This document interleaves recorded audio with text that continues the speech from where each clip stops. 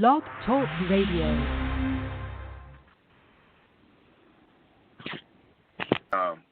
Posted something about that conversation, and one of the first responses I got from a black person was, well, I hope you told them to go get a job and go get educated. And when I seen that and read that, it just kind of threw me off. It's like, how do you just assume, first of all, the person I was talking to, I can for sure say he has a job. I'm not going to say why, but I can for sure say he does have a job, and I can for sure say he's educated, But, right. Again, it just seemed a bit, outlandish for that to be the first assumption, that well, maybe this child doesn't have a job. And it's like, no, he's not worried about. Matter of fact, that wasn't even the topic of the conversation. The topic of the conversation was, police brutality, where a job and education even fits in with that, especially with the fact that you also had educated men being killed. You've also had men with jobs being killed. It wasn't like they were aiming at one particular, black, right. black group. It was like they just pretty much was kind of random. Right. But it's again, not even. It's not about. Wow. There's a lot of that going around right now.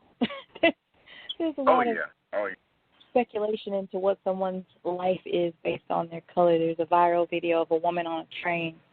I'm not sure what city she's in. She's got her phone out. She's playing a game, it sounds like. You can hear the little ting, ting, ting, little noises from her playing on her phone. And someone asked her to turn her phone down. And I'm like, I can barely hear her phone over the sound of the train itself, Right. But, okay. And, of course, at this point, she tells them in some very, very strong words to leave her alone. Basically, close your mouth. It's none of your business. And I'm thinking at some point, someone's recording, so there had to have been something before this that was said. Otherwise, why would the video start automatically on this woman? Something's already happened. But when other people start chiming in, there's a guy of Asian descent and what sounds like a guy that's white out of the view of the camera, and they start telling her, well, you should just turn your phone down. And she's like, you should just mind your business, close your mouth.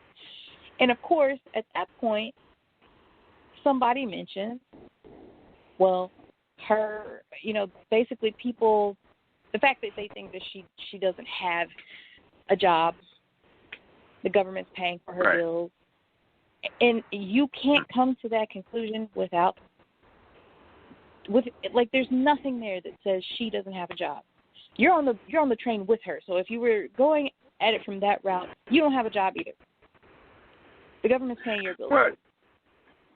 What's funny about the word prejudice? If you break the word down, it's pre-justice or pretty much prejudging. You know what I mean? So the word prejudice goes a long way than what people are willing to admit, especially with the storylines.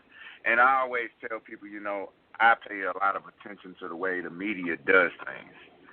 And one of the things, especially when it comes to those storylines, that I've noticed, like whenever a black person gets killed, you get the criminal history of this person. Right. But yet, when a white guy commits a heinous act where he's actually killed people, you get the sob story in a sense. Well, he suffered from this and he was doing that. And it's not to say that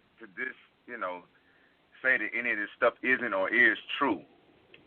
But I look at that because I'm like, well, some of these black guys got sob stories.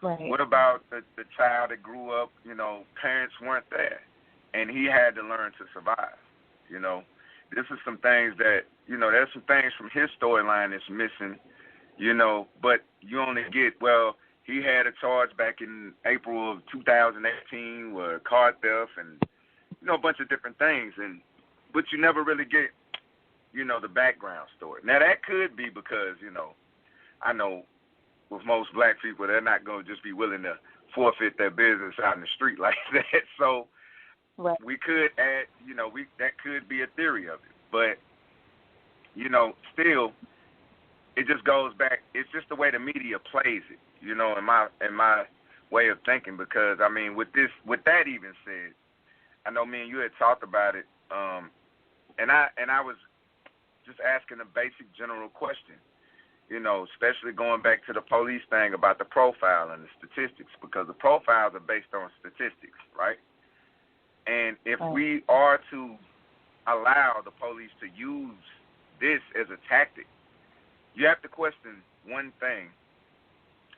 I'm tripping that nobody's ever questioned this before. But statistically speaking, when it comes to mass murders or when it comes to random shootings of the sort, you know, this is usually done by white men. And it's not to say that black men don't do it. Of course, we have the D.C. sniper, you know. There's probably one or two other guys that I can think of that I know of that were black or of a different color that's done mass shootings. But even with that said, statistically speaking, if we're going to just use statistics for anything, or for investigations, rather, white men are known to do these type of heinous crimes. So why would it be hard for the justice system or a juror or a judge or a lawyer to believe that a police officer a white police officer can't commit that same crime? Why is it so far-fetched, you know, of a thought? Like, yes, he has his title. Yes, he's taken the oath, but oaths get breaking all the time. I mean, Nixon did get, you know, he got ousted out of office. We had Bill Clinton. You know, all these men took oaths, and they break these oaths. So, you know, if we're going to go with statistics and we're going to use these stereotypes and use these profiles, you know, how come it only works in certain areas?